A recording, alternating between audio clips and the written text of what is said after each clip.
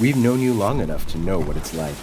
The early mornings, Whatever the weather, the pests, the weeds, diseases, the demands of the crops, the shops, rising expectations, Tightening regulations, growing populations, putting food on everyone's table.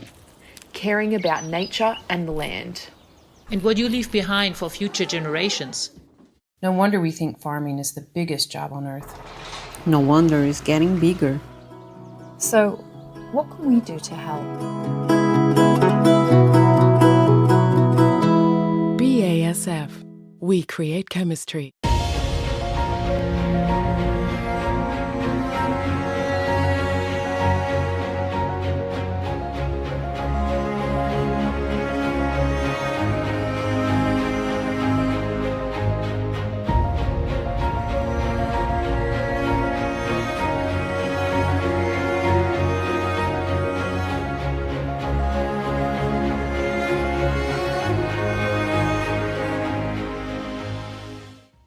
Agroubezpieczenia to polska marka należąca do Pocztowego Towarzystwa Ubezpieczeń Wzajemnych. Głównym celem agroubezpieczeń jest upowszechnianie ubezpieczeń rolnych i zwiększanie ich dostępności dla polskich rolników. Dzięki temu każdy rolnik może ubezpieczyć na poczcie to, co dla niego najważniejsze. Blisko swojego gospodarstwa, bez konieczności podróżowania do większych miejscowości.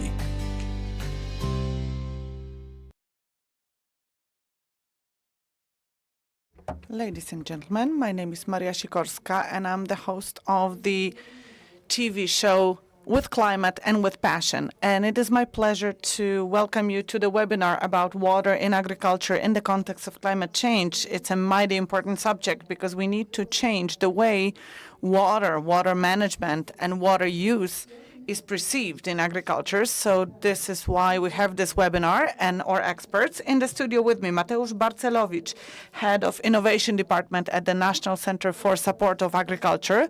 We have Grzegorz Szymoniuk, Head of the Department of Flood and Drought Protection at Wody Polskie. And online we have Nina Dobrzyńska, Head of the Climate and Environmental Department at the Ministry of Agriculture and Rural Development. Good afternoon. Dr. Tomasz Szymczak, expert at Hydrosfera. Before we start our debate, I would like to ask Director Mateusz Balcerowicz from the National Agriculture Support Center, who will sum up the work that his organization has been doing together with Agro-Promotion. Today, in our webinar, apart from the fact that I represent one of the agri institutions in this country, I would also like to present you and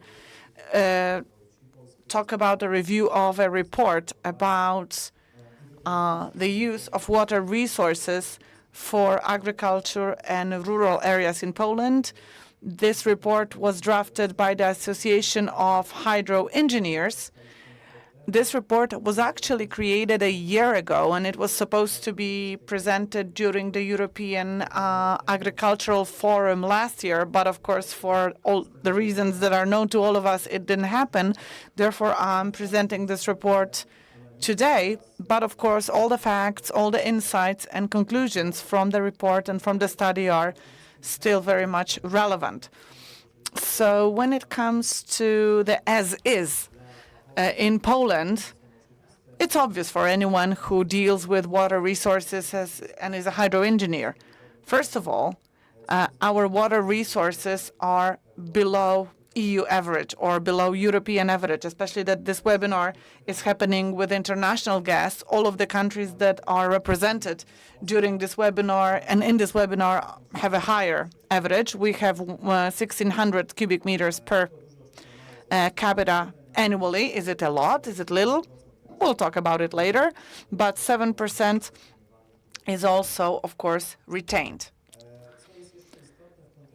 When in the context of agriculture and rural areas, it's very important to see water consumption for different sectors of the economy. These proportions haven't changed over the last 20 years. So around 10% of water resources in Poland go to agriculture and forestry as well as fish ponds. So this data hasn't really changed much. Of course, generally, the use of water has been falling, but the proportion itself stays the same. So some of the major threats that we're facing right now, the first one that we need to take into account when we manage water resources is water supply, availability of water over time and over space. Of course, climate change affects our water, and we have to think about the condition of our water infrastructure, our water supply and sewage infrastructure. Also, climate change affects floods and droughts. So scarcity and overabundance of water. Locally, it's very important for agriculture, especially drought.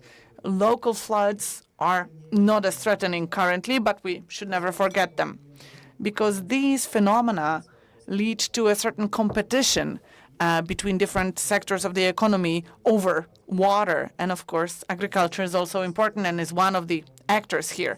When it comes to water supply, systems are in an unsatisfactory condition. And unless we keep this equipment, unless owners keep this equipment in the right working order, generally this equipment is 40 to 50 years old, so we have to really remember about maintenance. Another threat for water management is the very funding and organizational system, because the funding and organizational system is based on water companies, on owners of land, some of the organizations that are self-funding or subsidized by the state. But actually, this system does not really meet all the maintenance needs.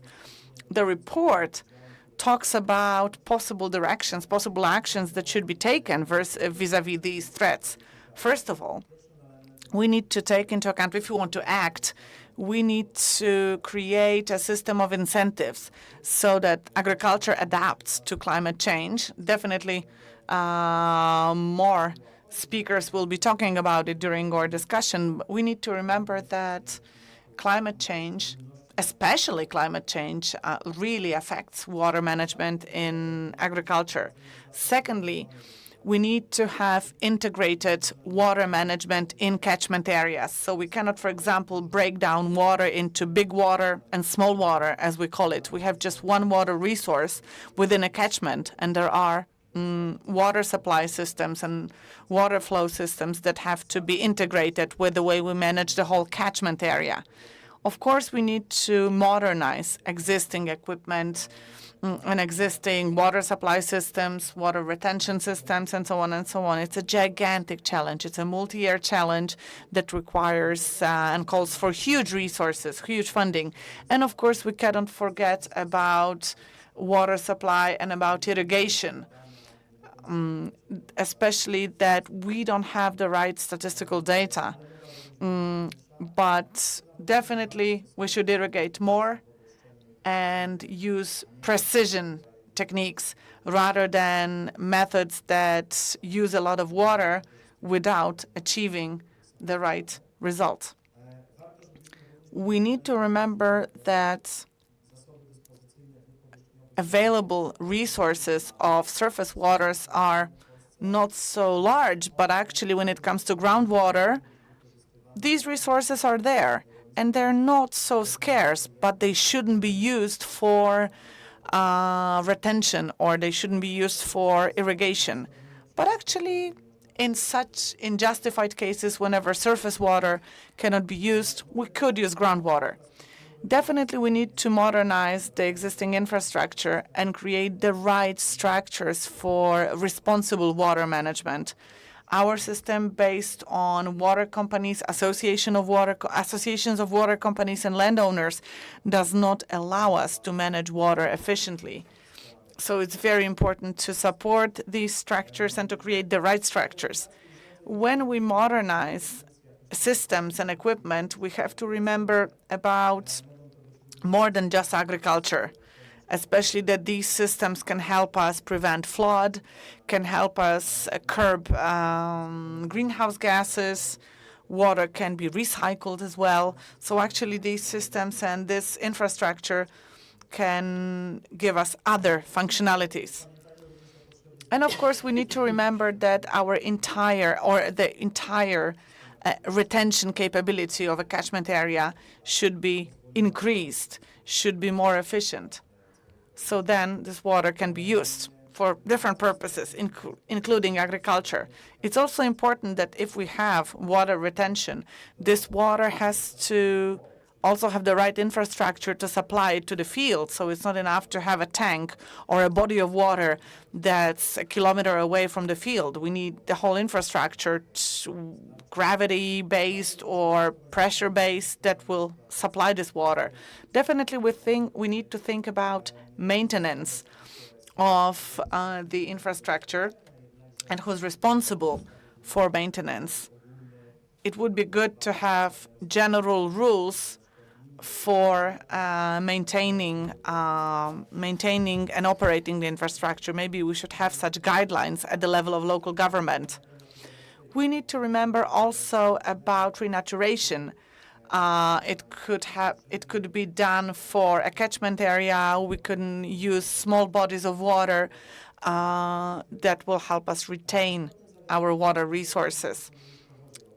Local floods are a certain element, are a factor, an important factor, both in urban and rural areas. However, local floods are not really visible in rural areas because local floods are not part of our risk management plans. So local floods in rural areas really need to fall into our area of interest. So for all that, we need to have an integrated water management system, and that should include water companies, associations of water companies, administration, or government water companies, as well as landowners, so that we can come up with a strategy of determining, shaping, and management of water resources. And this should be integrated with our drought action plans. So this analysis was this analysis is accompanied by a number of changes proposed by the authors: legal changes, organizational changes, systemic changes, like, for example, funding and how funding should be used. So all these elements are described in detail in this report. What's really important, and it reverberates always when we talk about water management, not only when we talk about agriculture, education is very, very important. Raising awareness, making sure that people are well informed and that they can make informed decisions based on best practices and good examples. So we should never forget about education. We should educate farmers, producers, those who maintain infrastructure, everyone involved. The last slide, names of all the co-authors and editors of this report. I was one of many, and the team was really huge. And we created this report for the Forum of Development Initiatives for the European Fund for Polish Rural Development. So we can go to the foundation's website and look at this report in more detail. It's very useful. Who in Poland manages water resources for agriculture and rural areas, and what can be improved? Well, it's a complex question. We need to remember that water management, well, centrally or at the level of catchment areas or affluents, it's the Wody Polskie, state-owned water company. But when we're talking about a smaller scale, landowner is responsible for that. And water companies and associations of water companies are responsible. So we think that their actions should be more coordinated. So local government should be involved, could be county level, could be municipality level. Definitely the national water company, national water management company should also be involved. So the central agency, but also we should think that maybe these entities should change legal form, because right now they are based on private law. So this leads to a number of challenges. Right, so let me refer to what I said in the very beginning, the fact that we need to change our approach and our perception of water resources. Poland is becoming more and more dry, so we have to really change things quickly. Yeah, especially that the 1,600 cubic meters, it's changing over time. In a drier year, it's 1,100, right? Or in central Poland, could be even less. And of course, this resource varies over time. There are months where we have no precipitation whatsoever, and plants actually in these months need water badly to grow. So we need to manage water, collect water, retain water, and use it in an integrated manner. Right. If you have any questions, please ask them as we go. So now let us talk about integrated water management. My question goes to Director Szymoniuk. How is the national water company Wody Polskie, how are you doing this? Thank you for having me. Thank you for giving me this opportunity to talk about my company, the National Water Management Company, and what we do. So let me show you a brief presentation of my organization. We are quite a young, let's say, organization. And let me thank Mr. Balcerowicz for quoting and then showing us a review, a brief review of this report. We already have acquainted ourselves with it in this report. There was a number quoted, 7% retention, and yeah, we've managed to achieve that 7%. So my company, Wody Polskie, which is the National Water Management Company, we are responsible for the Polish water resources. My particular department is specialized in flood and drought protection measures. But as we see, recurring droughts, especially dramatic for rural areas and for agriculture, definitely we need to act.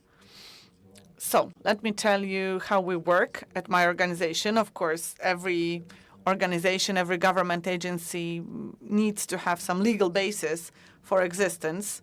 And we, as a member of the European Union, we have to abide by by acquis communautaire. So we have the Water Directive, we have the Flood Directive, and all of these have been transposed into our legal system. And thus, the National Water Management Company was created in 2018. And as the speaker before me said, we've combined the so-called big water with small water. So there used to be 16 regional companies who managed water, but now everything has so water supply companies and water management companies that used to be separate in different regions, right now they have merged.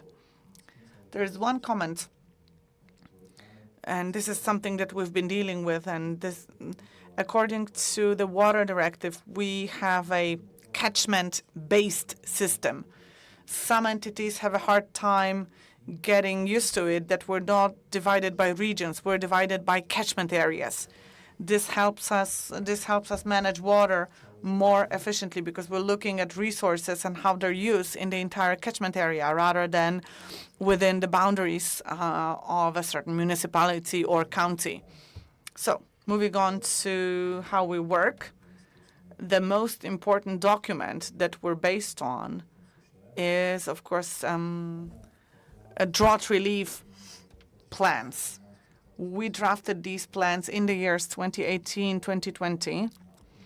Right now, these plans are in the parliament, We finalized our work last year, and we're hoping that these plans will be approved any moment now. So Poland will become one of the very few countries, one of the elite countries, to have drought relief plans.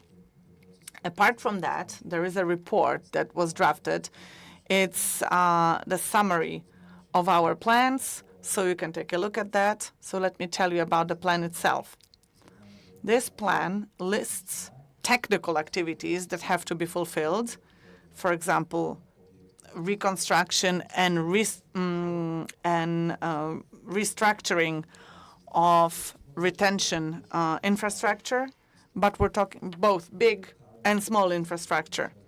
So if need be, this will be done by us, the National Water Management Company, or by local authorities.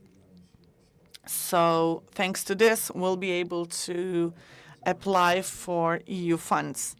Apart from technical activities, we have a catalog of non-technical activities like best practices, disseminating good practices, education, and so on, because this is how we help conserve water resources, and this is how we help the efficient use of water for agriculture. This strategic document, we're hoping that this plan will be approved any moment now.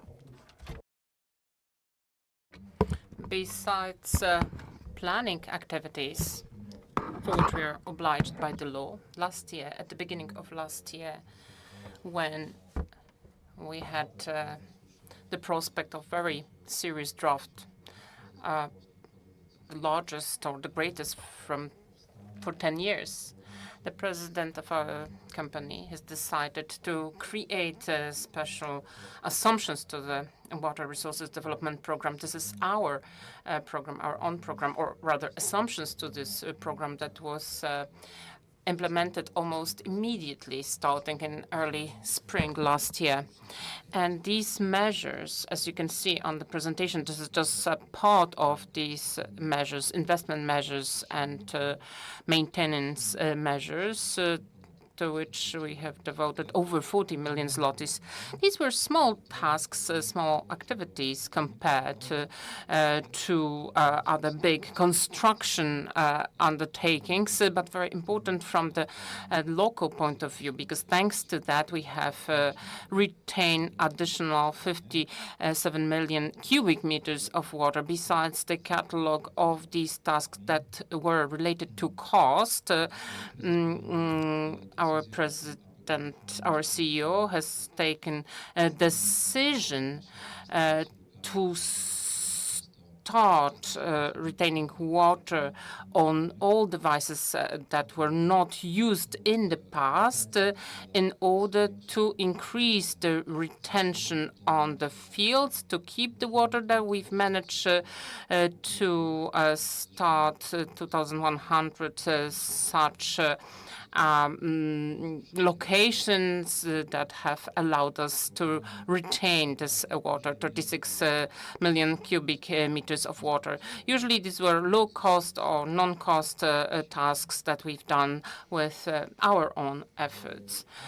Besides these technical undertakings, technical measures, insofar as water resources, we went into the field with education, with informing. We've managed to organize over 830 meetings on the municipal, county levels, informing about our work so that our partners and interested parties on the local level would be informed about what activities are planned by us and what activities they can undertake. So this correlation, this integrated system of water management that the host mentioned would happen on a local level. As an example, I can tell you about the fact that we modernize something on a small river, which means that in this area, in that catchment, a big part of water has been retained because we have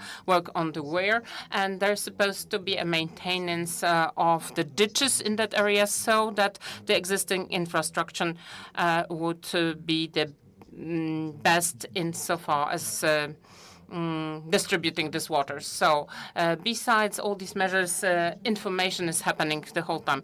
It would be good now to talk about adaptation to climate change in water management. And there is a question to Director Nina Dobrzyńska. What support can farmers count on in the new CAP? Hello, can you hear me? Please speak.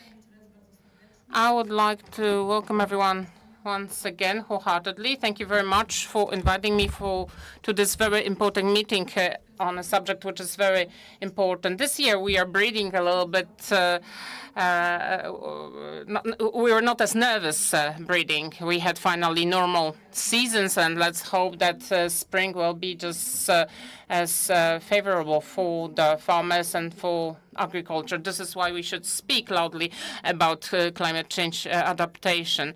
Well, we might not experience it this year, but the recent years were quite difficult. The droughts periods that would appear every few or dozen plus years. This is something we've experienced almost every year. Well, this year we have a break. We have other problems, of course, but it doesn't mean that we should forget about adaptation measures. I hope that I'll manage to show you my presentation remotely. Yes, it does work. Wonderful. You're excellent insofar as the technical solutions. My colleagues were speaking about institutional and organizational solutions, and everything would. Well, this is a step further from what I wanted to speak about, at least at the very beginning, because I think it's worth it to recall what does it mean to have a lack of water in agriculture. Of course, it seems obvious that there is no agriculture without water, but I think that it's worth it to become aware of some things in detail, because water is extremely important, both in plant and animal production. Both these types of production, plant and animal production, is the basis of food security, which during pandemics and in non-pandemic times is very important. Being a mother of two daughters, vegetarian daughters, I could say that animal production is not as necessary, but it's not true at all, because the most important thing is balance in nature and balance in agriculture. To realize how much we need water, I've allowed myself to show you some data. For instance, to produce 1 kilogram of wheat, we need, depending of the type, from 900 to 2,000 liters of water. Usually we are not aware of that. When we process wheat or when we use flour to bake something, 1 kilogram of potatoes, which is a lunch for 2 people, is 500 to 1,500 liters of water to make these potatoes grow. 1 kilogram of pork produces almost 5,000 liters of water, which are necessary to go through entire life cycle of an animal in order to get 1 kilogram of meat. 1 kilogram of beef requires a lot of water. So here we need over 15,000 liters of water. This data shows how important water is in agricultural production and how difficult it is to go without it. The fact that this climate is changing, this is something that we observe every day. As I've said at the beginning, this year is a little bit, is a bit milder or classical insofar as the seasons and how they go. But in recent years, we've had very long periods without any precipitation, seasons going flat or becoming short, and sometimes it's difficult to discern summer from spring or from fall, sometimes snow winters. Recently is a very long high periods of very high temperatures and abrupt weather phenomena, torrential rainfall, and as I said, shortening of seasons. So how does it influence agriculture insofar as water? Water deficit, this is the main thing. And the emanation of that, or manifestation of that on a larger scale is agricultural drought, a drying up of water bodies, lowering of the groundwater levels. What requires irrigation? The need for irrigation, well, the plants need that water, so the phenomenon that we've talked about, flooding, flash floods that are destroying our crops, and there's this soil erosion. So this is everything that agriculture is experiencing currently. Okay, I've managed to switch the slide. This is a bit difficult. I hope that everyone has still some power, energy, some strength to really watch our webinar. I wanted to show you what type of adaptation activities, adaptation measures can be undertaken in order to limit the insufficiencies of water in agriculture.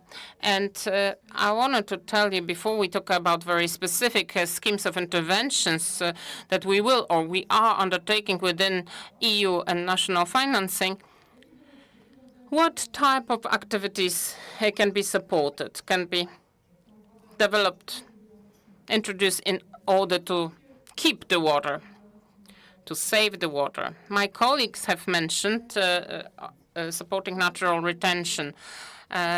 So simply what exists, the existing water reservoirs, water bodies, water holes, ponds. If not, we try to recreate them, recreating wetlands, midfield afforestation, construction of dams on natural water courses. This allows us to retain and store rainwater. And the majority of these activities are already developed or will be developed. The retention, water retention is very important, and the majority of these measures will be prepared according to different schemes within the new agricultural policy. Appropriate to land shaping, construction of terraces, vegetation development on slopes, ravines, so the water doesn't disappear, so we can catch it. So such activities, trying to keep this run of water. We propose that in this program and in the next program for the development of rural areas, and it will be also included in the strategic plan, construction and reconstruction and maintenance of irrigation and drainage facilities. In other words, regulation of water outflow. This is something known to everyone, and this is carried out by water companies, usually by the landowners. This activity will be also supported by the program in the future years and within the frames of the strategic plan. We really want, we are really interested in the existing systems being transformed into systems that work both ways, so irrigation and drying. Because very often farmers are wondering if they should keep water on their meadow or get rid of this water. But then nature suffers. We suffer because this water disappears very quickly. So we would like to find a right solution, a balanced solution, so the water will be able to be retained whenever it's necessary on those growing areas, but when it is problematic, so to be able to get rid of this water. This is what we would like to do. What's very important, it's appropriate agrotechnical methods. So reducing evaporation of water from the soil surface, use of intercrops and catch crops. This is something that we use always, either within the program or within the scheme, within the strategy and CAP. 1-year obligations pro-environmental that will allow us to introduce these techniques that are in favor of water saving. Among such eco schemes will be proposing the no tillage, mulching with straw, plowing with straw, optimal sowing dates. This is something obvious. And also planting and plant protection, balanced fertilization that we plan and that will try to support financially. Very important is the appropriate crop structure and plant species and varieties conducive to water efficiency, to water management. And this is about selecting adequate varieties. And we have our agriculture unit central,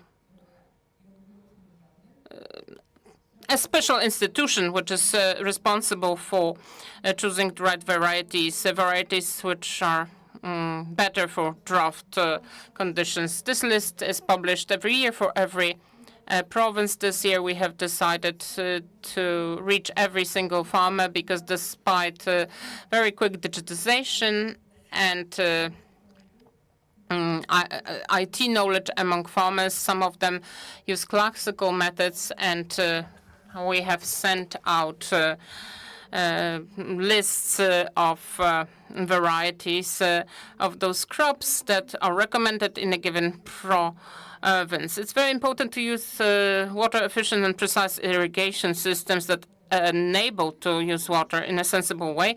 And we also have the support that I'll say a few more words in a moment for such installations. Of course, interception of rainwater runoff. This is also supported not by us within our programs, agricultural programs, environmental programs. And now, just very, very shortly to finish, this is the last slide. I don't know if I can do that, but I can only say very quickly that I have listed a lot of instruments that we do support within the general approach to water management on rural areas, from the institutional one to instrumental or financial. I've mentioned many measures, many activities, and I would like to remind you that one of the most important ones that have started the talk of water in agriculture on a big scale are investment activities for irrigation, funds for irrigations. This is about midfield afforestation, for example. This has been operating for many years. And I should mention other activities that we are preparing for the nearest years, 2021, 22, 23, because there'll be support for water companies there, for transformation of different installations, and there will be specific support, and I cooperate with Director Szymaniuk within the support for water companies in order to carry out such investments, greater investments to keep water on rural areas. So we are counting on that cooperation with Wody Polskie, Polish Waters, and we try to build the support system in a complex way.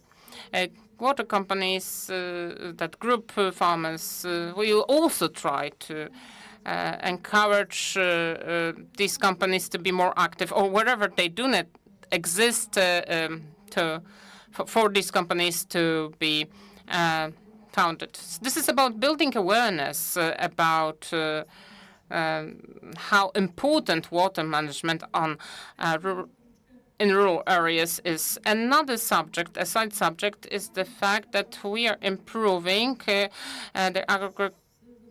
the monitoring system, because water is so important in agriculture. When the water is not there, when there is no precipitation, there are a lot of losses. Farmers feel at loss. They want some compensation. And because of that fact, in order to monitor what is the level of the drought problem, in order to monitor it and to focus these situations and focus also harvest, which is very important, we have created this agricultural drought monitoring system, which is being developed.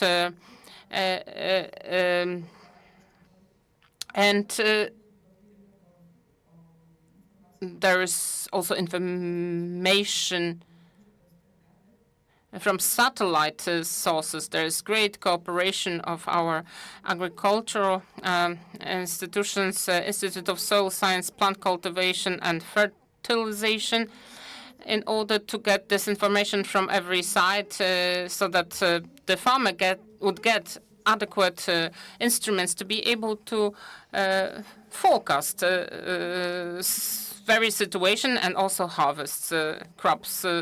So this was really in short. I tried to answer this question. Thank you, Director. I'm going to ask additional question because there are a lot of changes in front of the farmers because climatic changes influence the changes on the fields, in the orchards, but also varieties that will be more resistant to long periods of water scarcity. And there should be maybe a different irrigation system, etc. Yeah, of course, this would be very useful. And we are also thinking about this. And there are two aspects very important, technical aspect and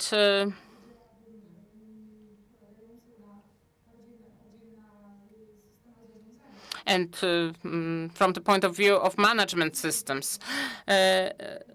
We were thinking about it a long time ago. So the technical aspect is to launch this activity for the development of rural areas about irrigation of agricultural lands, where every single farmer can submit a request to get financial support up to 100,000 zlotys for the construction of various installations, various systems of water retention in order to be able to manage this water on the level of the farm in a sensible way and in order to support the farmer as it is usually is. We can finance up to 50% or up to 60% if this is a young farmer. Unfortunately, up until now, it's not very popular because we have about 100 million euro right now, and we only have less than 2,000 of the applications. But we are counting on the fact that if we if we disseminate this knowledge among farmers and we also make procedures more efficient, and we work with the Ministry of Infrastructure and with Wody Polskie, Polish Waters, this would enable the farmers to use this money more efficiently. Another very important thing is using on the largest scale by the farmers the management systems that will enable them to manage water well. When we look at Israel, where they really manage water, every single drop of water splendidly, and water for them is probably more precious than gold. And you can really tell, looking at their practices, how important it is to have the right support from the decision makers. We had at the Horticulture Institute, we had a program based on which we created a special irrigation platform. And this platform is an online tool for farmers to check whether their crops need water at a specific moment in time, how much water, so that they can support and so that they can make informed decisions about precision hydration, precision irrigation. So they have a special platform to make good informed decisions. I would say digital technologies help us a lot, can help us a lot, and can go a long way. So we can also extend support to farmers. We really want them to be keen on such solutions, and we want to put more focus on precision farming. And precision farming, among other things, really makes sure that we use resources in a very cost-efficient way and generally in a very sustainable way, so that we can get as many results from as little resources as possible. Of course, irrigation is one thing. Another thing is water retention. So my question to Dr. Szymczak, what simple and cheap or affordable solutions can be deployed by farmers individually to retain water? First of all, I would like to thank you so much for inviting me and for having me today. Can you hear me? Yes, we can. Right. So I would like to thank you again for having me. Well, ladies and gentlemen, when it comes to possible methods that increase water retention in rural areas, these methods can be divided into technical and non-technical methods. So, technical methods, we have a number of restrictions, or these technical methods are limited. Just like Madame Dobrzyńska said, we need to have the right permits, and we need to abide by all the legal procedures if we want to build technical infrastructure, if we want to build small retention tanks, or if we want to build dams, even up to 1 meter. We need to engage all the experts. We need to have the right technical dossier. We need to have people to oversee the entire construction process, acceptance testing, approval. We need to do technical measurements. There's all sorts of regulatory procedures. And of course, an individual farm with all its land is just a tiny part of a catchment area, because our unit is a catchment area. A farm is a tiny bit of a catchment area. But you have to do an impact analysis, because if you want to improve a situation in your farm, you may cause trouble for another farmer who's your neighbor. So technical methods would require a lot of investments. So even small retention facilities or even small retention capabilities would cost you a lot of money. And there's a lot of things you have to look at from the point of view of regulation. So maybe farmers could create associations, could create water cooperatives or water companies who could do that. But let me just say that there are some other things, small technical things that any farmer can do individually. And we've been actually working on such solutions we did this project called Inomel. We did that at the Technical and Nature Institute. So for example, existing drainage systems can be used to raise the level of water, raise water table. There are solutions that could cost 1,000 Polish zlotys, 1,500 Polish zlotys per device or per system, and you can actually achieve your result and you can retain some water. On this slide, there is a cap regulator, and this regulator can be put in the drainage hole and thus regulate the level of water in the collector and generally regulate the table, water table, up to 50, 70 centimeters. It's not an expensive solution, honestly. It's very affordable, and it can be used by individual farmers easily. Another solution that can be used easily by individual farmers, but it's expensive. One could buy a portable device for raising water table. Again, this is something that we have been researching at my institute. I mentioned this institute because this is where I've been working for years, and we've been quite active. So actually, this device allows you to raise the level of water up to 60 centimeters. but actually it's made of polypropylene, so with a non-woven material, and it can be installed, folded up very easily in a ditch. And it can actually collect water automatically. So after you've installed it, after you folded it up in a drainage ditch, the water just simply fills it up, and within 40 minutes, this portable device is full of water and ready to fulfill to do its job. You can collect water from it. And you can also make sure that the ditch is a little bit deeper. You dredge it a little bit, and then you can install a pump. And then it could help you in fire protection. So this particular device, let me just mention that, well, there is a presentation. There is a video made by one of our regional agricultural advisory center about this device. So if you want, I can send you a link to this video. And now let me move on. I would like to also mention some non-technical methods of water retention.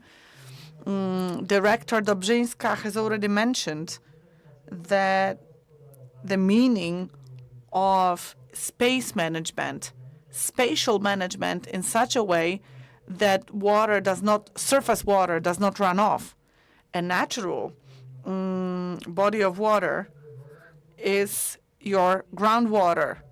So, for example, when we're talking about cohesive soil, you can actually retain up to 65 liters per square meter if we have cohesive soil. So, for example, you can form and turf certain areas where water runs off. So, for example, along the line of surface runoff or surface drainage, you can create a small ditch, like 30 centimeters deep, and you can turf it.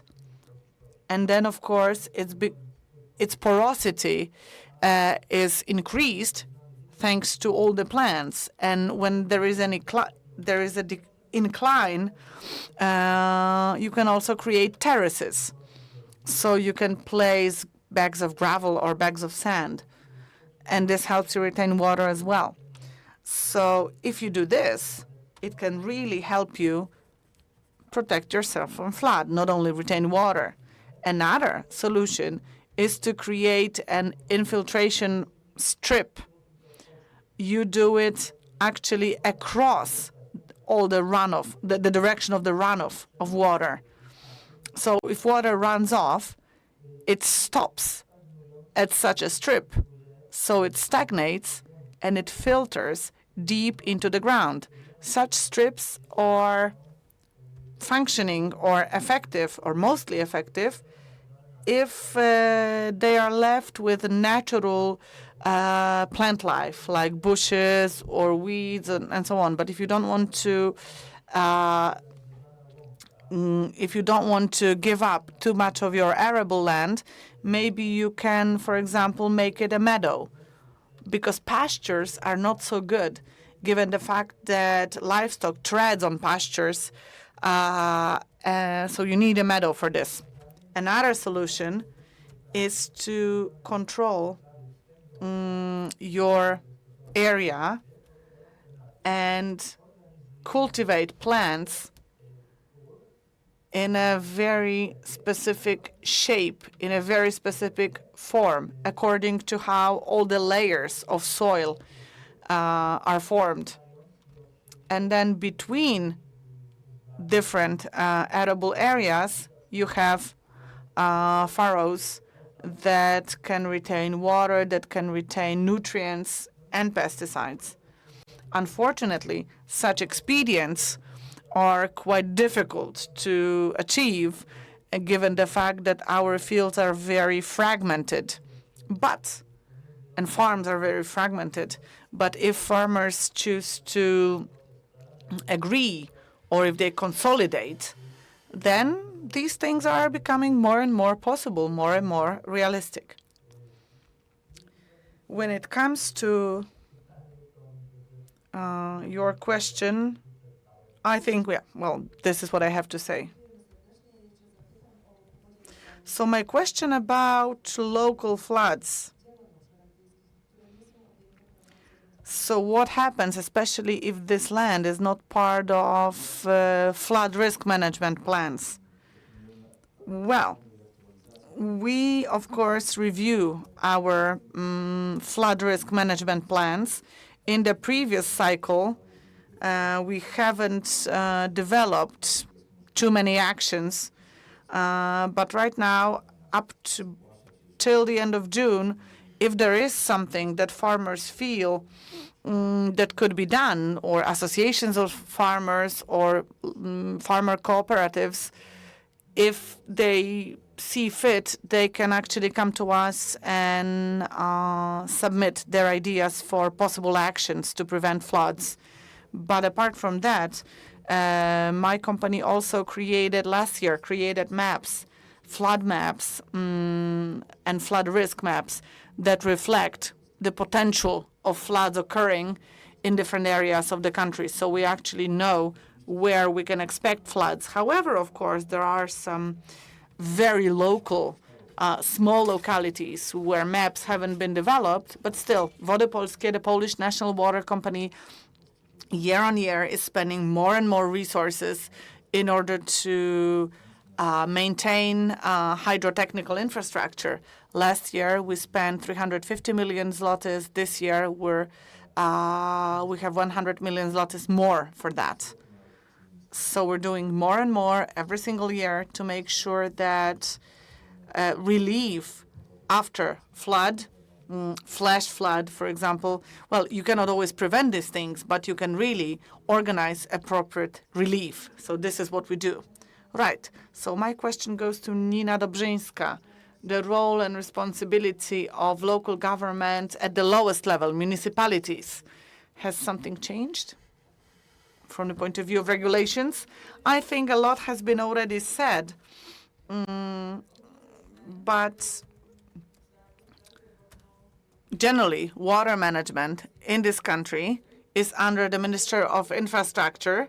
And in the Ministry of Infrastructure, we have a Department for Water Management. So practically speaking, also, as speakers before me said, the water company, the Polish national water company, Wody Polskie, is responsible for our water resources, small and big, especially that there was this reform several years ago that combined and merged all the issues related with water resources in one place. So when it comes to responsibility for all the water infrastructure and devices, it's either the owner of the land who's responsible, or if there is a water company or an association of local water companies, they are responsible for water infrastructure on their land. Of course, they do that in cooperation with the Polish national water company, Wody Polskie.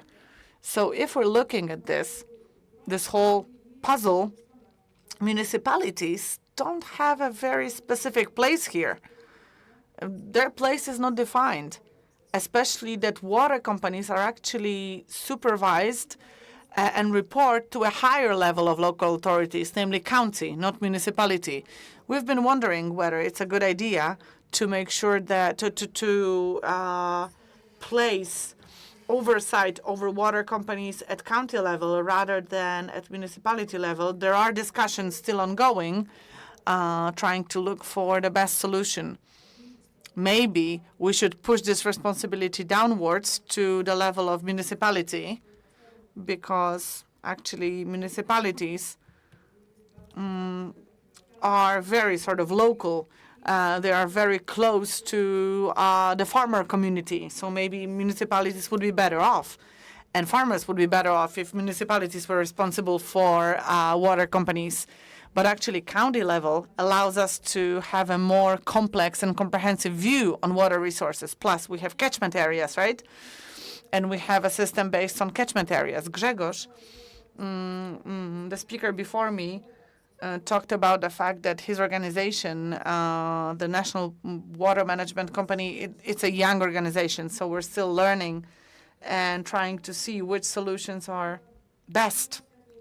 Last year, a special draft law was developed about, well, a special draft law on floods. We did that together with the Ministry of Climate and the Ministry of Maritime Management. We were discussing who should be responsible and who should oversee water companies, county level or municipal level, but we're still in discussion. We still don't know what would be best to really ensure flawless functioning of all the systems. But regardless of whatever a legal solution and a regulatory solution will be chosen, municipalities are always very keen to and very keen on knowing what's going on in terms of water resources and water management. So municipalities can always help water companies, even if they don't have direct oversight over them. It's also very important, and it's been mentioned before, raising awareness, educating farmers, building awareness locally, and building this perception that water is our common business. It's our joint business. It's not just the water company's business. It's not just the landowner's business who has a waterway on his land or who has a body of water on his land. It's everybody's business. Together with the National Water Management Company, we set up local water partnerships. So we had a pilot project. We created 16 water partnerships, as we call them, so one in each region of Poland, in order to sort of get all the stakeholders together, farmers, businesses, local governments, everyone who is a stakeholder when it comes to water resources, so that we can talk about problems together, so that we can define needs together in different regions. And maybe in the future, we can be advisors, we can be opinion leaders for the National Water Management Company or for any other entity who is a decision maker in terms of investments in water management, because we really want to make sure to make everyone aware of the fact that we have scarce water resources. We need to retain it. We need to conserve water. And for that, we need to collaborate. We need to work together. And we are actually more and more successful in encouraging farmers to work with the National Water Management Company. And we're hoping for more success in the future, especially that we're building our rural development and rural areas management plan. And of course, this will include water. Thank you very much. And now, next question immediately. What are the problems related with retention, redistribution of water in the small retention devices, places, units? Could you restart my presentation, starting with slide 4? Well, actually, in all documents about small retention, in the plans of water management or development of small retention, there is often the existing or planned facilities, or what is the number of them in total. But we should think about what is behind the numbers, because these are some gross values. But if we really wanted to calculate it, recalculate it to the amount of water that we have at our disposal, it might turn out that very costly investments will bring, well, effects much less expected. An example here might be the water reservoir Ruda on the Mławka River. I don't know if you can see here those parameters that are presented in 8 numbers, because this is the most important thing in what I'm referring here. This is a catchment of over 70 square kilometers. This is in total 761,000 cubic meters of water, and guaranteed useful capacity is 529,000 cubic meters. And because this is in a research catchment where we have research done for many years on a level of groundwater, this is quite an integrated monitoring which is done in that catchment area. We were able to evaluate what is happening with water resources insofar as this body of water.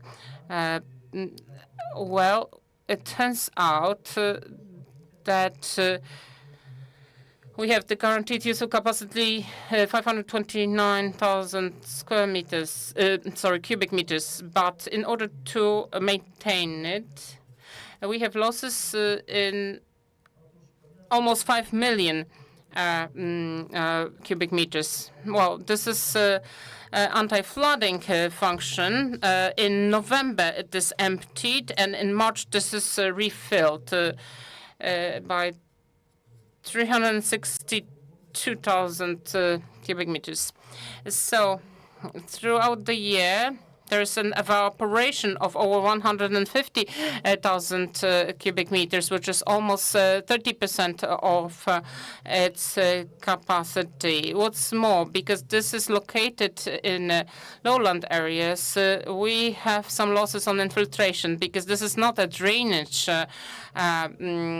basin, but we can very clearly see it on Mwafa River on the hydrological map. The infiltration is almost 4.5 million cubic meters on the scale of the year. So in order to keep 500,000 cubic meters of useful retention, we are losing in reality 5 million cubic meters per year. And this is at the expense of what is happening below. The groundwater is what goes into infiltration is not completely lost. Unfortunately, it can be restored, regained many kilometers down.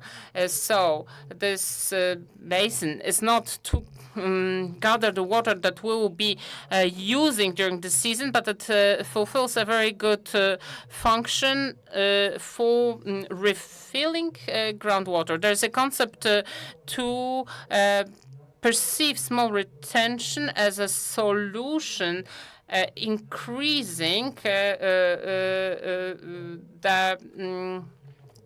the groundwaters, which, in my opinion, is a very useful approach. Another subject that was discussed earlier is the necessity, so that with small retention devices, there would be an infrastructure that enables this water to take this water to the well, I don't know if you can see the numbers here, because the presentation has a poor resolution. Within the research project, there were measurements done to see how much water we lose. So, for instance, and then I give you a specific example. This is an inlet in Kujawsko-Pomorskie area near Shumin town. This is irrigated in Gąsawka, Czarny Rów, Black Ditch, and there is over 1,000 meters section. So it comes from Gąsawka River to this area, which doesn't have enough water to be used for irrigation. At this section, as much as 47% of the water is being lost, which has been taken in at the inlet. So of the feeder.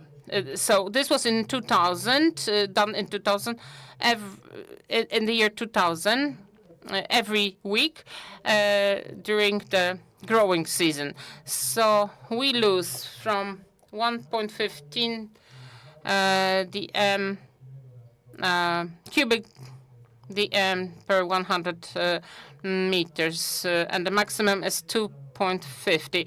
So when planning small retention, we should also think about the necessity, if it wouldn't be worth it, to develop more the research on the direct measurements and monitoring of existing facilities in order to increase the level of our knowledge about how they influence, how they impact water resources, and how these water resources are being managed by these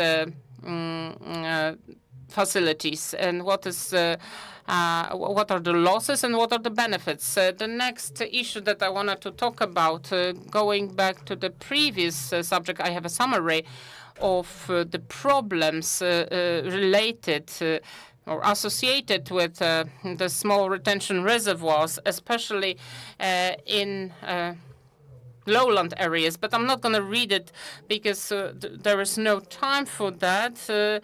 But I wanted to show you what is the scale of the phenomenon of the changes of those waters throughout many years. And this is also in the catchment of Mławka. And what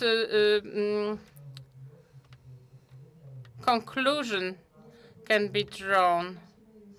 I don't know if this is the right resolution. The resolution is right, but we should finish this part of our discussion. So please, if you can give us a conclusion, and we'll move to the next stage of our discussion. Well, the conclusion is that we had the last big inflow of groundwater in winter 1978-1979, and we've been watching a systematic drop up until now insofar as the level of groundwater. I just wanted to show you that the surface water that are at our disposal, those resources are dispersed unevenly all over our country. So on this map, we can see how differentiated they are.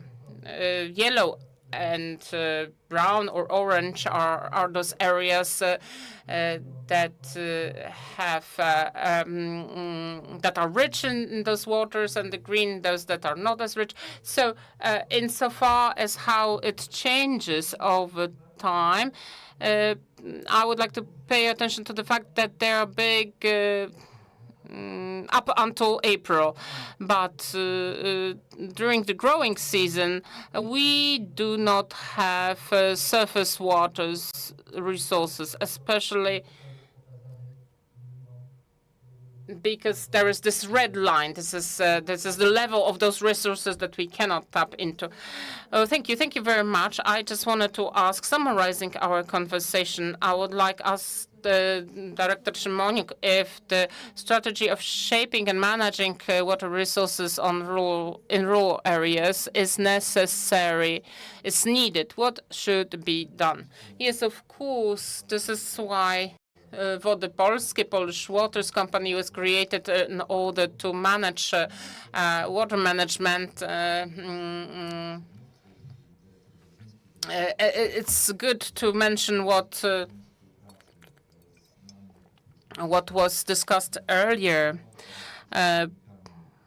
insofar as cooperation with us as the central unit and the interested parties, starting with individual farmers through various unions and associations, municipalities, counties, where the cooperation has to exist. It is continued right now in the form of local water partnership, exchange of information, experiences, or joint review of hydrotechnical facilities localities to which we invite local municipalities. So yes, this strategy is necessary, and it will be also mirrored in the special law that we have been talking about today as well. Thank you very much. Not only Poland has a problem with water resources because the world is at the edge of water crisis. Many countries have to deal with a new outlook at water management for agriculture. So this is a good moment to look at other countries and how innovative solutions are being used for water resources management for agriculture. And I would like to welcome wholeheartedly our guests. We have Inmaculada Bravo Dominguez from Spanish Ministry of Agriculture, Fisheries and Food. Hello. We would like to welcome also Mr. Chris Carson, Agriculture Advisor at the Permanent Representation of New Zealand in Brussels, and Dr. Bruno Moll, and this is the French Institute of Agriculture and Environment, Dolf Ken from the Netherlands Delta Program for Droughts. Spain is like Poland on the list of countries that are threatened by water deficit. I would like to ask Madam Inmaculada Bravo Dominguez from Spain how you're dealing with water management in agriculture in your country.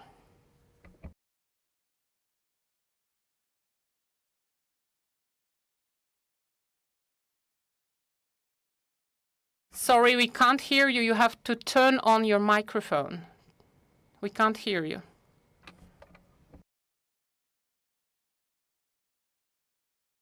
Still can't hear you. Your microphone must be muted. You have to unmute your microphone. Sorry. Doesn't work.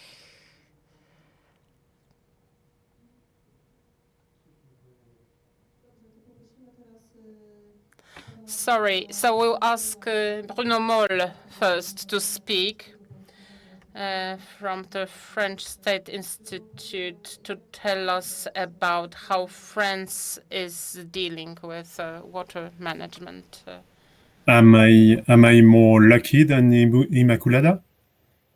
You can hear me? Yeah, okay. Okay, so maybe I just see myself. Maybe it would be better to have my presentation. Yeah, okay, thank you. So my name is Bruno Moll. I'm working with INRAE, as you were introducing previously. I'm a researcher working in a platform in which we conduct experiment and research on irrigation technology and irrigation practices. Apart from being from INRAE, I am member of an association that I want to mention, which is the European Irrigation Association, which is an association that groups industry and distributors and installers. And until today, we don't have any members from Poland. I think this is not representing the reality of irrigation in Europe. In terms of irrigation in France, well, I just give you a number of figures because in 15 minutes it is not possible to go deeply in detail. You have here an illustration of the different irrigated area. I don't know if you have the same definition as in the screen that the one that I have, but the graph is showing the proportion of surface area which is irrigated in heavy green, I would say, and in light green the quantity of surface or the quantity of the area which is equipped for irrigation. The beginning is 1970 and the end is 2010. What we are observing is that the surface area equipped for irrigation were increasing until the year 2000. At that time, the subsidy policy was reduced from the French government, and this induced a decrease in the equipped surface area, but didn't result in any decrease on the actual surface area. This is in particular the case in places where supplement irrigation is the rule, as it is in France. And I guess that it might be the same or more or less the same in some parts of Poland. Those equipped area are so as I was saying, these equipped area are beginning to decrease, but the volume that are uptaken from the environment are not really decreasing. What we are observing is that this the character of irrigation, except for the Mediterranean area, the character of irrigation has a shift from the quantitative objective, I mean maximizing the yield, to qualitative objective, I mean trying to get a good level of quality to avoid financial losses. This is the first aspect. And the second aspect is that we observed a shift from summer irrigation to spring irrigation, in particular with the decrease of corn that has been losing something like 30% of its surface area in the last 20 years. So the next slide, yeah, it is working. In terms of distribution of surface area, we can see that they are concentrated on the southern part of France, where the dominant climate is Mediterranean climate, and the western part of France, where we have oceanic climate and characterized by a wet season during spring, winter, and fall, and a dry air period during summer.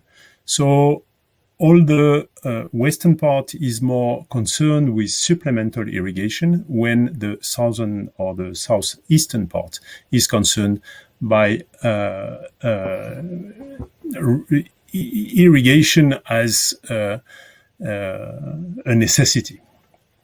The quantity of water which is abstracted ranges from 2,000 to 420 million cubic meter a year. These highlight the variability of the climate, which is one of the characteristics of the climate change. In terms of infrastructure, we have two types of infrastructures, collective and individual infrastructures. So the map on the right is representing the surface area and the location of collective infrastructures, and the map on the left with the green bullets is representing the individual irrigation systems. We can see that most of the individual irrigation is concentrated in the western parts of France.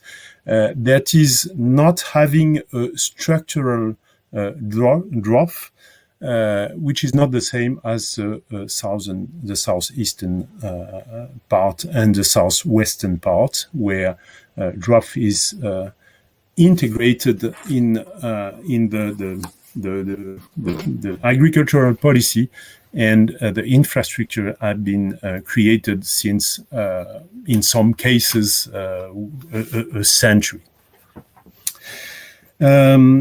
In terms of management, the management of water is trying to be as collective as possible. and is based on different structure of negotiation, locally and nationally.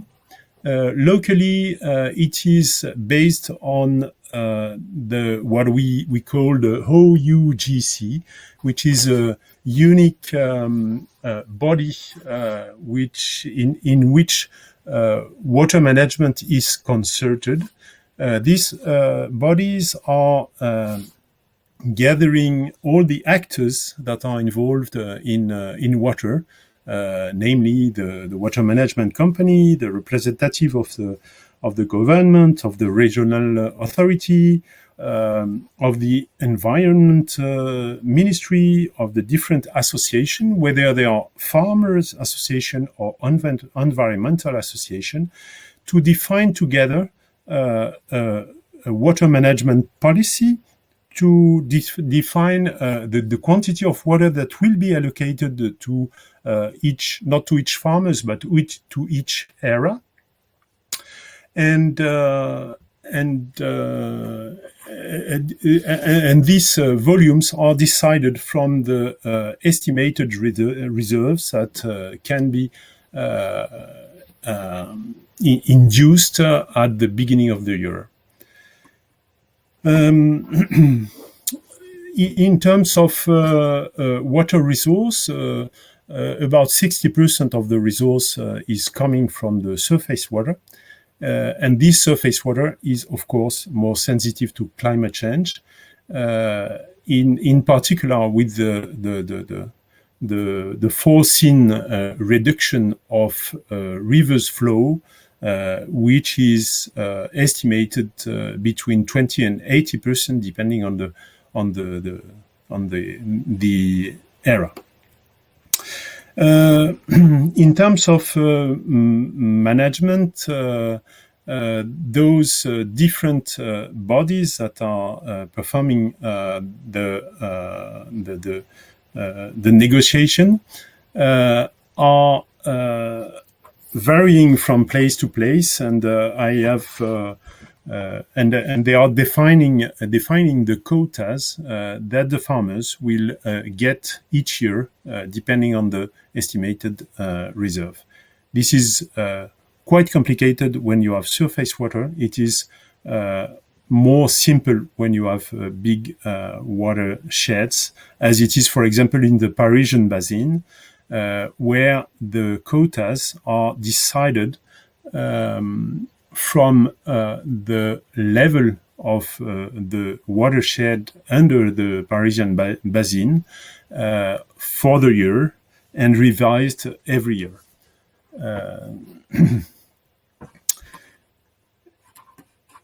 Well, now, in terms of solutions that have been explored by France to face the climate change effect, I based my talk on a report that was given by a General Council on Agriculture, Environment and Environment, which is delivering advice to the Ministry of Agriculture and the Ministry of Environment, and that concluded that to better manage these scarce water for agriculture, 6 points have to be implemented by the government and regional authorities and all the actors. The first point is the transformation of agriculture that was discussed in one of the presentation that we had previously, and one of the essential point is to move as fast as possible to agroecology practices with different type of action, whether it is agroforestry, which is associating permanent and annual crops, or soil conservation practices, which consist in keeping the soil covered all over the year to catch as much as possible water from the winter rainfall, and to minimize the tillage and enhance the capacity, the soil water holding capacity, thanks to the increase of organic matter. In terms of solution, the one other solution is the selection or the use of genotypes that are more resilient to water scarcity, in particular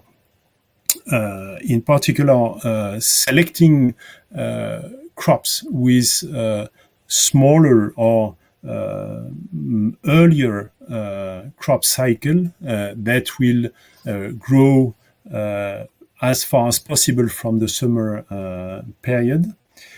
Growing new crops and developing adapted valorization chain locally as close as production era, and synergizing the CAP rules and the regional support to promote conservative practices.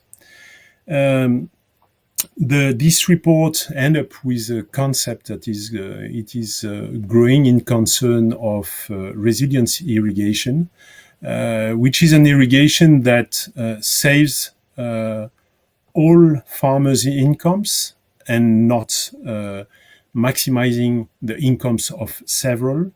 Irrigation as a quality insurance, and the quality and the quantity insurance, as I was mentioning previously, focusing on water use efficiency.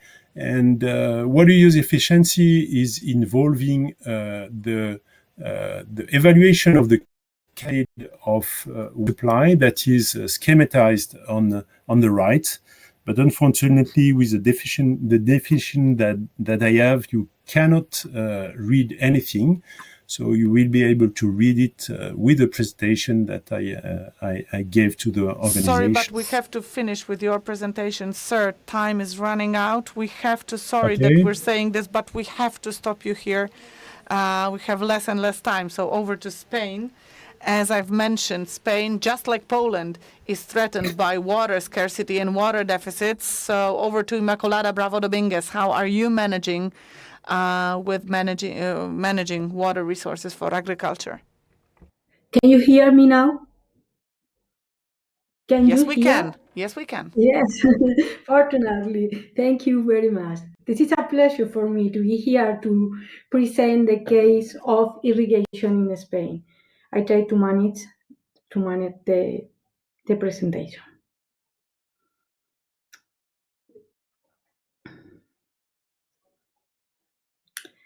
Now I have some problem with the application to pass the slides. Excuse me, because the technology today is not my day with the technology. Excuse me. Now, okay.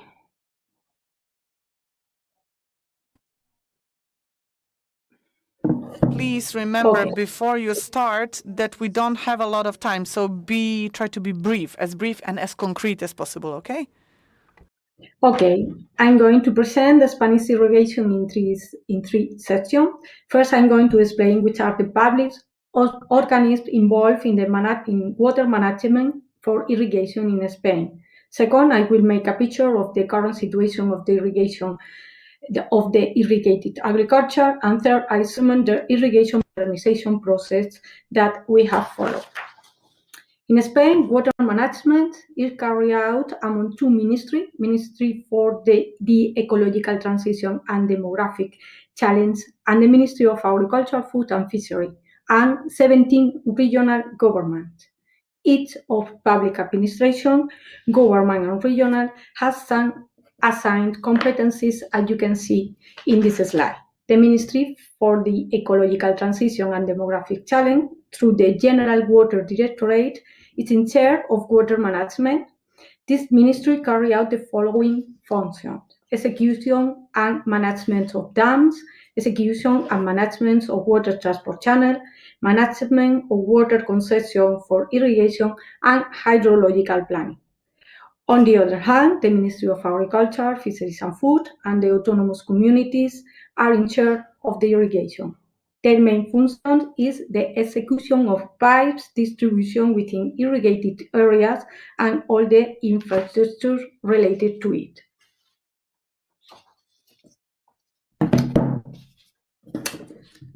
This is a problem with the presentation. Well, the problem in Spain is mainly the distribution of water, of rainfall water,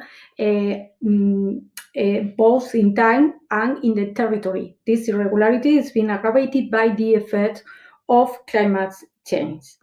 This is the main reason why in Spain irrigated agriculture is so important, due to the irregular distribution of rainfall. Spain is the first country in the European Union according to irrigated area. These are some figures. There are almost 4 million hectares, which represent 22% of sector area and 65% of the final plant production, which is the pillar of the agri-food industry. There is a problem with the presentation because the slide is not in order. This is one, this is, I don't know why. The advantages of irrigation agriculture are multiple. On the one hand, there are economic advantages.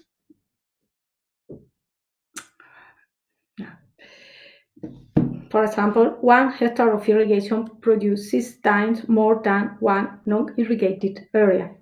The farmer's income is 4 times higher than that of rain-fed agriculture, and it constitutes a pillar of the agri-food industry. In addition, income diversification allows greater crop rotation. On the other hand, there are social benefits. It allows the population to settle in rural areas thanks to the improvement of the quality of life and the creation of direct and indirect employment, tripling the number of jobs generated by rain-fed.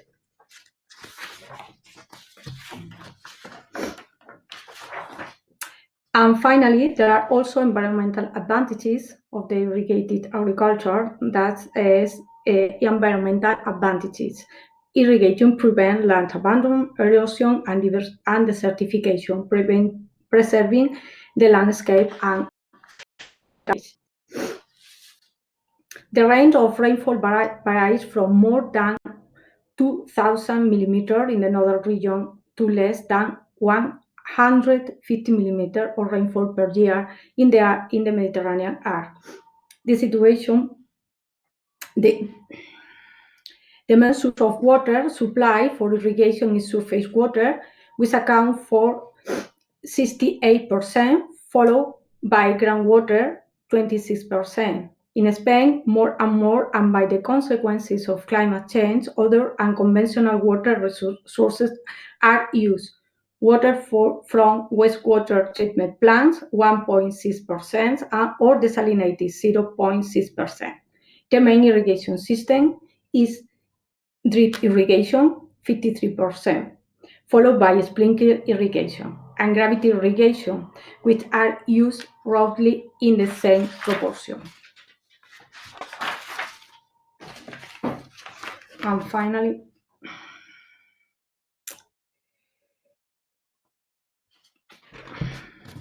the last slide.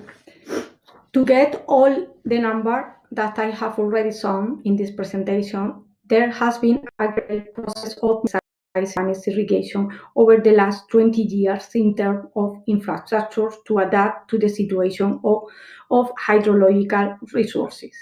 Thanks to the effort of public administration and irrigator, it was possible to modernize 1.5 hectares with an investment of 3,000 million euros from the public administration concerned. The result has been more technical irrigation areas in which new technologies have been incorporated, resulting in irrigation better prepared for the challenges of the future. From an environmental point of view, these are more sustainable irrigation because they use less water, fertilizer, and phytosanitary products. And from a social point of view, they allow the creation of best quality jobs in the rural area. These irrigation modernization plans have resulted in a significant decrease in the water consumed in agriculture. The second type of action in the irrigation policy is technical advice to irrigators.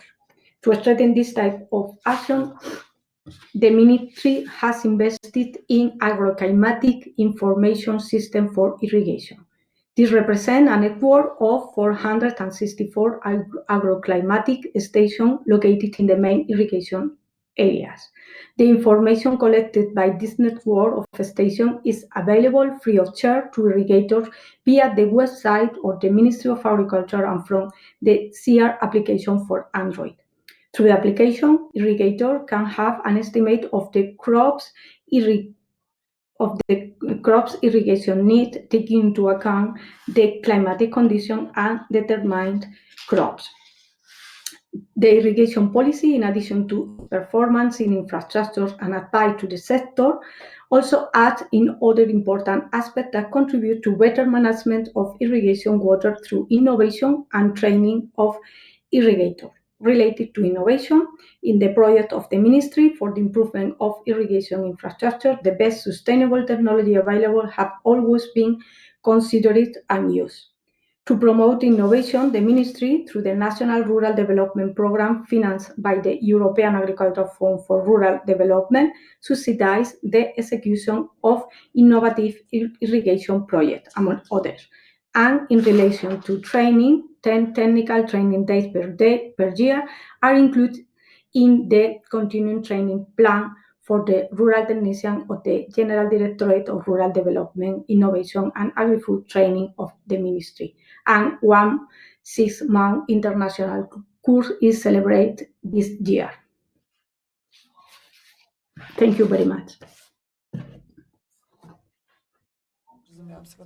Thank you very much. I would like to remind you that we are still waiting in our chat window for questions for our panelists. And now we move to New Zealand, and the situation is quite different compared to Spain or Poland. And I would like to give the floor to Mr. Chris Carson.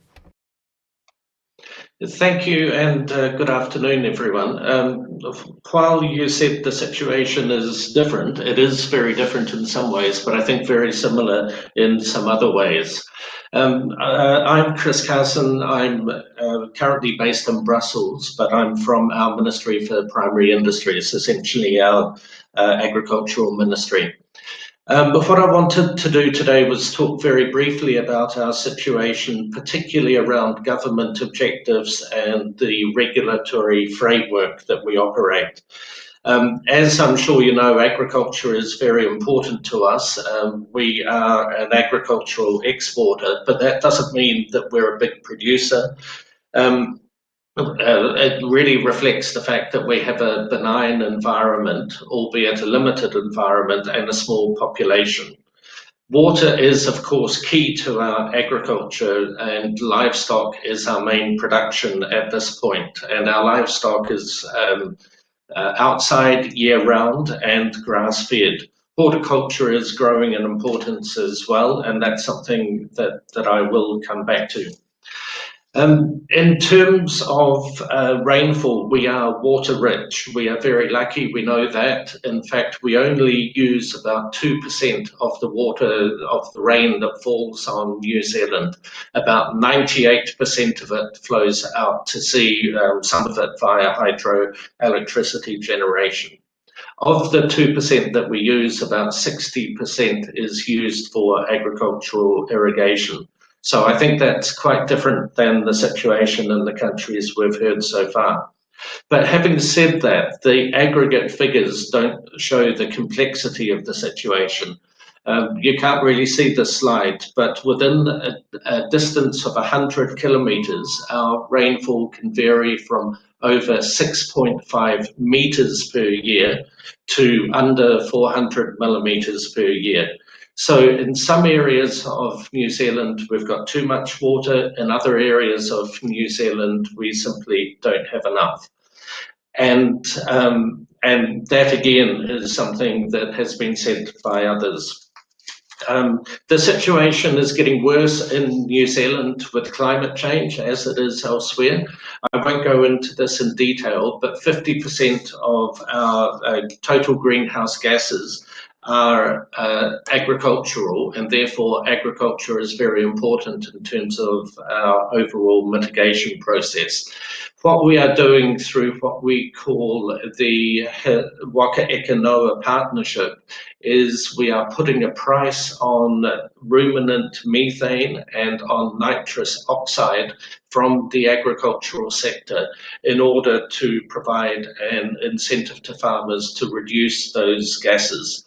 And I would note at this point that New Zealand farmers don't receive any subsidies. We don't have a common agricultural policy, so farmers receive the market price.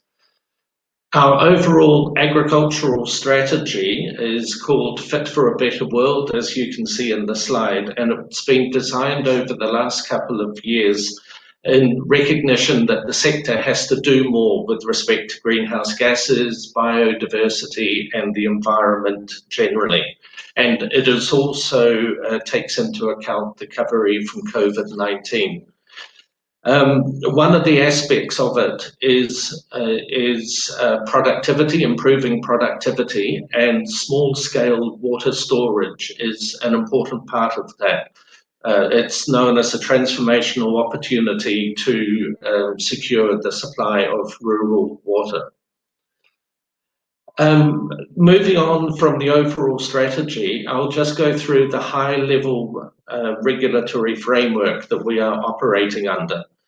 It is complex, as it is in all countries that we've heard from, including Poland. It's based around 11 regional councils and 6 unitary authorities that look after our water management.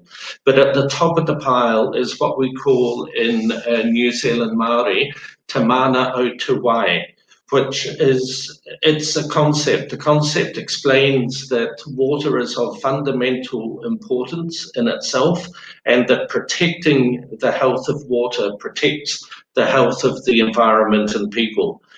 It basically means waterways have their own mana or their own spiritual power, and they should be kept healthy for their own reasons, as opposed to being a resource for exploitation. And this policy is at the center of our water regulation. There are 3 priorities, as hopefully you can see on the slides. The highest priority is the health of the water body itself. For rivers, this means maintaining adequate in-stream flows and flow variability to protect flora and fauna. The second priority is water can be taken for human health needs. And the third priority, only after those 2, water can be taken for other purposes, such as for irrigation or industrial use. And this obviously sets the bar very high for water use in New Zealand. In terms of our current initiatives from the government perspective, what we are looking to do is to identify opportunities to improve the use of water. And one of those is optimizing land use. And I mentioned horticulture before. In our pastoral situation, if there's a drought, farmers can buy in supplementary feed. In the horticultural setting, that's not possible. So they need the security of supply. And as we've just heard from the Spanish representative, horticultural crops have a higher return per hectare. They use less water. They create more employment, and they create more value than, for example, ruminant livestock. So that optimizing land use is a key area that we are looking at. Obviously, also utilizing existing water more efficiently, and that allows you to irrigate greater areas with the same amount of water. And as part of that, and we've heard this earlier today, agricultural practices to reduce water usage are very important, both in terms of the application of water and in conserving water. The uptake of technology such as variable rate irrigation tuned to the different soil types is key, and enhanced monitoring and integrated water application schedules combined with 7-day rain forecasts, weather forecasts, have had significant benefits in New Zealand. Likewise, the reuse of what we call grey water, that's water, for example, that has been used to hose down a dairy milking shed, reusing that on pastures also has benefits. And we, like others, are looking at new sources of water, including reallocating from less efficient uses, recycling wastewater, harvesting water more effectively, and developing storage, which can involve dams, moving water between catchments, and managed aquifer recharges. And my final slide is, what is the role of government in this? Irrigated land accounts for about 3% of New Zealand's total land area. Most of it is, the irrigation is now spray and sprinkler systems and variable rate irrigation systems. There are a few remaining irrigation systems that are flood irrigation. These are pretty inefficient and are being phased out. And of the total irrigated land, 2/3 is private, so that is on privately owned land, privately owned in schemes, and 1/3 is through cooperative schemes. Irrigation schemes are normally privately owned and privately funded. For on-farm schemes, it is up to the owner to finance and develop them. It's been estimated that the additional returns from irrigation are almost €5,000 per hectare, and it is that benefit that the farmer has to weigh up against the cost of installing and running irrigation before they go to the bank to get the finance to build a system. As I said earlier, the farmers don't receive direct subsidies from government, but the government is still involved in some ways in irrigation. In the past, there were some large schemes built, normally linked to hydroelectricity, and these have now been transferred to the landowners, and the landowners are now responsible for the costs and the safety of that infrastructure. And the government is also involved in looking at small and medium-scale community projects. The main financial involvement from government is at the planning stage, for example, funding feasibility assessments and encouraging community consultation. And all of the schemes that go ahead have to be financially viable, and they also have to enhance environmental and social outcomes, including, for example, enhancing river flows during periods of drought or sustaining wetlands. More and more of these schemes also have a community aspect to it, for example, the provision of water to local rural communities. If the schemes get past that point, there is the possibility of government providing loans for the pre-construction work, and in some cases, particularly if community water is involved, there are some grants by the government. But in no case does the government funding extend to on-farm costs. It is up to the farmers to decide whether to install, subject to regulation, of course, but whether to install, pay for and use irrigation, and it is normally financed through a loan from their bank. So that is all I had to say, but I just hope that this outline of the situation has been a little bit interesting. We are slightly different in terms of topography. We're at the other side of the world, but in many ways our sectors are facing the same challenges. Climate change is making those challenges more difficult. And at the same time, and we've heard this earlier today, consumers and governments have increasing expectations around sustainability and environmental outcomes. And water availability can play a key part in meeting these challenges if it is managed well. And obviously that's what we are trying to do in New Zealand, and I'm sure in Poland and other countries that is the objective as well, to manage water well. Thank you.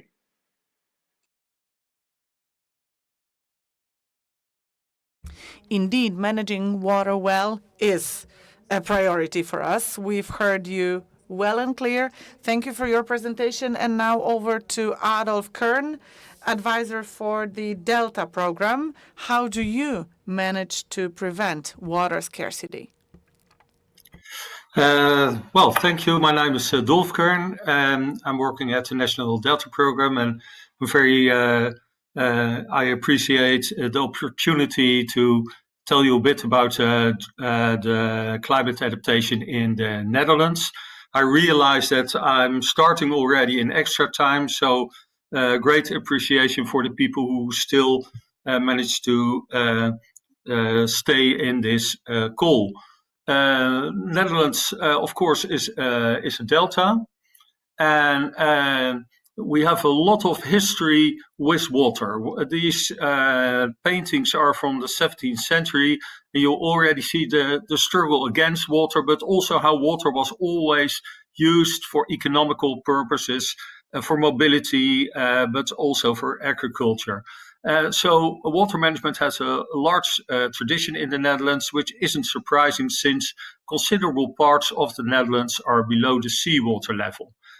This raises the question, why are we below the seawater level? Well, that's actually, we did it ourselves. We started to live above the seawater level, but in the past millennium, we managed to subside the western part of the Netherlands over 4 meters. That started with water management, draining the water, then excavating a lot of peat, using it as fuel, and during the years our techniques for water management grew ever more sophisticated. And when in 1815 the steam engines were there, we could even reclaim lakes. So we created our own vulnerability, and we water management had created the country, and water management became very important for the Netherlands. That's why we already have water boards with a history of 700 years. And these are organizations who still, up until this day, can ask their own taxation to all the inhabitants of the Netherlands and have their own democratic system. This land subsidence and dealing with water management created sort of vulnerable delta. All the dark blue parts are below seawater level, so they can inundate from the sea, and the light blue areas can inundate from the large rivers. This illustrates how important water management is in the Netherlands. 10 million people are living in these areas which are prone to flooding, and 2/3 of our economical value is being earned in this part. You would think that in water management we would be very smart, but up until recently it was pretty much disaster driven. So in 1953 we had a big flood disaster with 1,800 casualties, and that was the reason that we started to make better flood protection works. The engineers already knew that it was necessary, but it took a disaster for the government to take action. And you can ask if that is the feasible or sustainable strategy also with all the climate change challenges. Well, this is unreadable, so I'll skip it.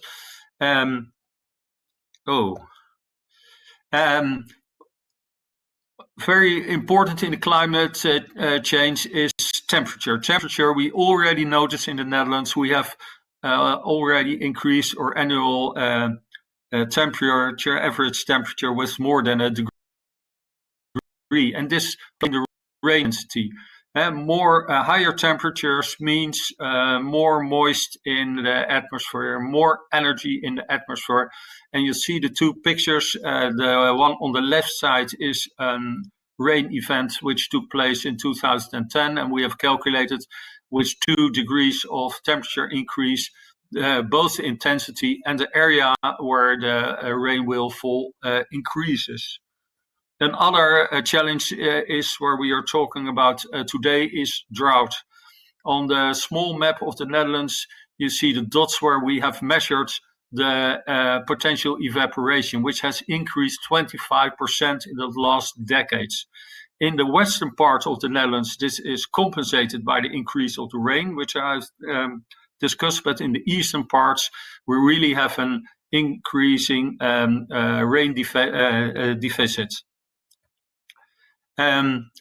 This led in 2010 to the decision to start a national Delta program. A Delta program which doesn't wait for the disaster and then a reactive response, but anticipates on the climate change to be prepared. This Delta program has its own law, a Delta Act. It has its own budget, €1 billion per year. And it is really a national program. So the central government, the provinces, the municipalities and the water boards, but also the companies, the research institutes, residents, everybody works together. And we have a special commissioner who has to direct this cooperation and has to direct the progress of this program. And I'm working in the staff of this commissioner. What is the Delta program doing? Well, main activity is the flood protection. I showed you the map that 2/3 of the Netherlands is prone to flooding. Every year, €500 million is being invested in improving the flood protection, but also making the streams better to cope with the high discharges. Another is to improve our urban environment and make it more resilient to the climate change. That's to make it more green to cope with heat stress and heat isles, but also to make more retention areas for rain to prevent the effects of flooding. But today we're talking about flood protection, and I'm one of those countries which is partly in a very favorable condition. If you see the map, all the green area can be supplied by water from the River Rhine. For instance, in 2018, a very dry year, but still we received 1,000 cubic meters per second at our border from the Rhine to supply the green area. And also in 2018, the whole green area, the levels in the waterways and the streams didn't drop. We managed it with this is all level controlled. Only problem is salinization. But we have also the yellow parts, and they are quite sandy and depend on rain and more comparable to the Polish situation. And there in both 2018 and 2019, the years were also mentioned in the previous presentations. We had lower yields, crop damages, an incredible increase in groundwater extraction for irrigation, and all the brown dots are places where we suffered groundwater depletion. But this is not only the climate. If you see, the graphs, the top graph is the rain, and then you see that 2018 and 19, the last part of the graph, there was less rain. but the effect in the soil moisture and the groundwater is much larger than you would expect only from the rain. And that is caused by the way we are managing our water and the way we are using our land. Lot of drainage systems, lot of groundwater extraction. And you can see it on these pictures show the way the land use in the sandy areas has changed. Before 1800, most of the water was infiltrating. There were only some small streams where and during the past centuries and even stronger the past decades, we have increased enormously the capacity to drain the water. That was to prevent flooding. Flooding was a known problem, and now 75% of the water is being drained fastly, and only a quarter of the rain is still infiltrating. And actually, this balance is now, we are trying to restore it. And that's being restored by the sort of devices which were also mentioned in earlier presentations, how we deal with weirs, infiltration drains, drains which are more sophisticated, which can drain when it is necessary, but can also retain water when it is necessary, and even restoring the old streams. So removing all the ditch systems which were there and restore the former meandering streams. And this also involves different land use, different agricultural strategies. And this is a program where 100 million euros per year is being spent. Other strategies to improve the capacity to retain water is to improve the soils. Here you see the bioactivity in the soils, but also organic matter and other minerals are very important. Many of the soils were depleted, and more fertile soils can retain the water better and can also, in cases of floods, water will infiltrate better. Another strategy is that we had a lot of production wood, we had some production woods from pine. And pine is evaporating the whole year, and we are now changing it to more deciduous trees to reduce the evapotranspiration and retain the water better.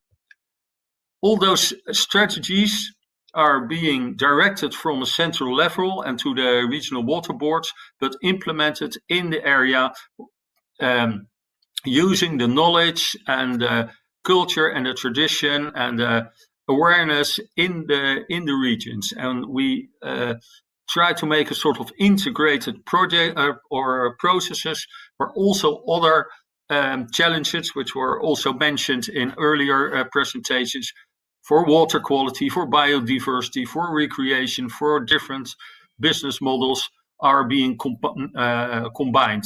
And the starting point is availability and sometimes the water capacity. Because the final conclusion is that this National Delta Program, which is preparing us for the climate change, involves us all. Everybody has to join, and otherwise we won't succeed. That was my presentation.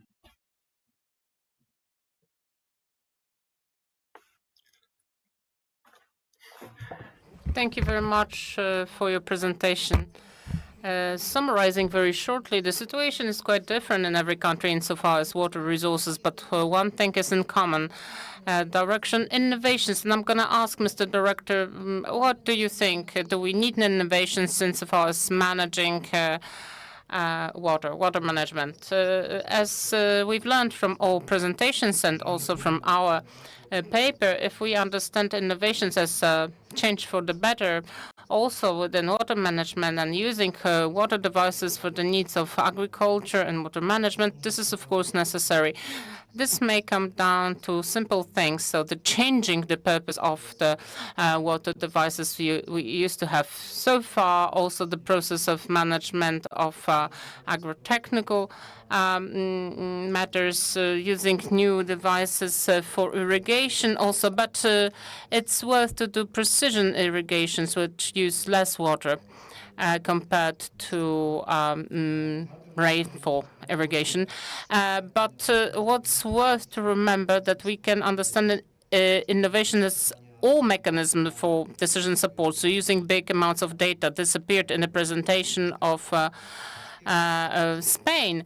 When we've seen that there is a system for supporting decision for irrigation, but it's also about water retention or any other element that is used in agricultural production, both plant and animal production. So I would say yes, this is how I would I'll answer the question. But this is costly, not only insofar as money, but also time. It requires some efforts. Therefore, they have to be used in a precise way and choose whatever is in accordance of what is being cultivated in our farm. Thank you very much. This was a great summary of our today's meeting. Thank you to all the guests for this very interesting discussion and for all those inspirations. Thank you to all of you for having spent time with us.